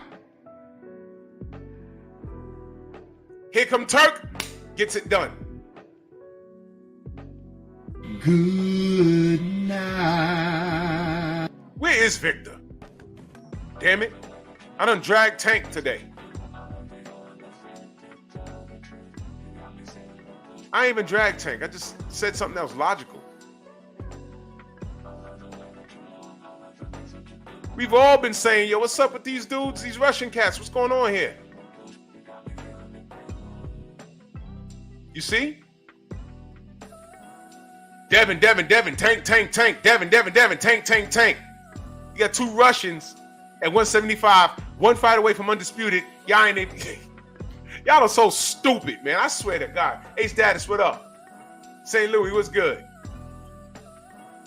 Whole time, those two guys was up there 175 with undefeated records. You listen, Artur Beterbiev, General Zard, has the craziest record in boxing right now. All wins, all knockouts, and he's completely ignored. One fight away from undisputed. His contemporary is right up. They speak the same language from the same country, and y'all are not saying anything about that. Anything? Well, guess what? Shakur's fighting on their undercard. Into Turki Alalshikh, he says, no. I got money for you. I got money for you. And by the way, Artur's Muslim. So where do you think Turki Alalshikh's heart is? But nonsense aside, this is business. He's probably going to get the same talk that our brother Deontay got. You know where my heart is. Is Artur going to get it done? I think he is. But we got to see it. And I'm looking forward to that fight. So again, Shakur squeezed himself in on a Turki Alalshikh card. There is no light work on a Turki Alalshikh card. You got to earn it. Now, Shakur, talking to you and your fans, there's already a cape on you. You're boring. You're a runner. You're pillow-fisted. They don't even say that about Boricua fighters, man. They say that about black fighters. Hold on, let me remind y'all of what Shakur's government name is, ladies and gentlemen. Oh, man. And now let me do it now. Now I can't go into oh, please. Well, y'all heard his name. He got the illest Muslim name in the world. Ashturk Ala Zalawala Ding Dong. Shakur Ash Willa Whip Your Ass, Buddy on Biscuit Fat Ass. That's his Muslim name or his full name. So, whatever, man. That black cape is on you, bro. Devin understood that. And you saw what they did to Devin. And you stood there. Now, I want to remind y'all something. You got on a live stream with Keyshawn Davis to petition Ryan Garcia for a fight. I am never going to forget that, bro. Oh, I'm sorry. Little nigga. I'm never going to forget that.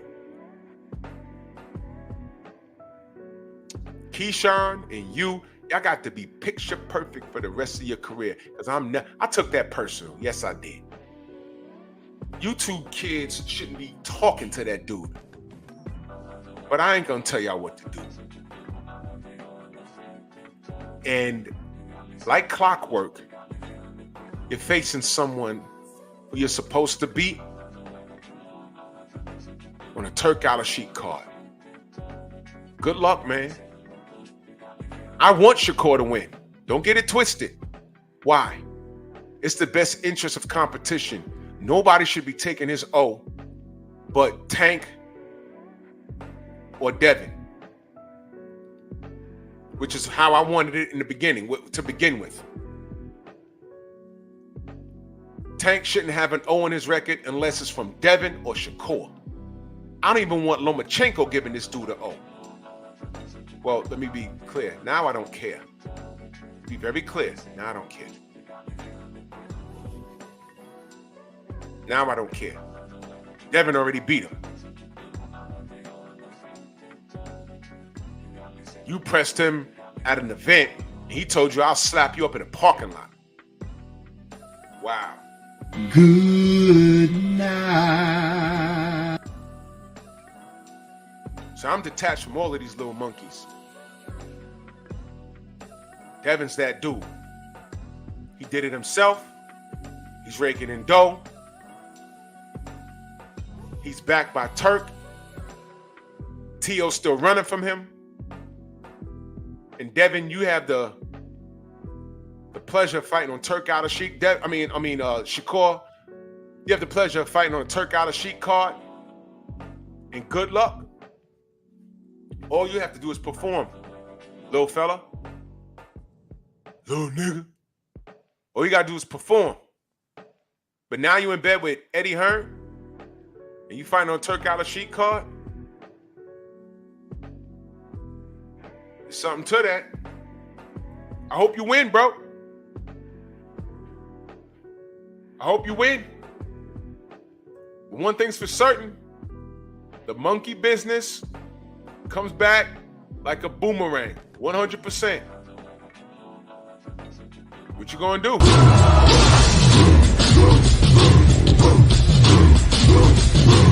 Yeah, come on!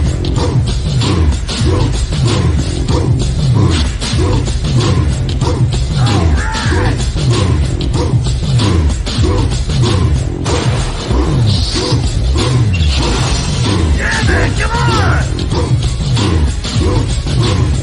What?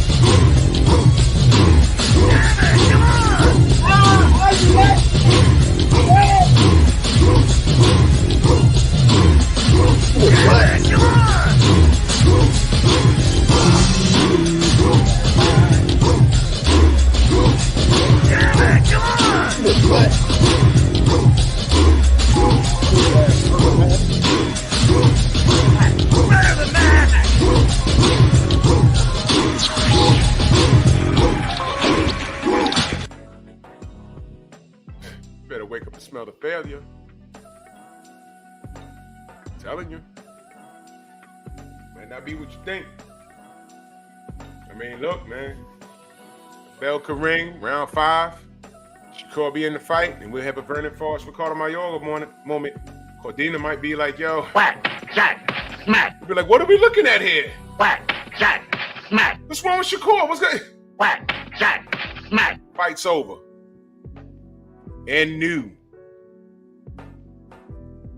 Don't be surprised. We've seen weirder stuff. Pay attention to the show. If you just got here, replay gang. I'm telling you the possibility.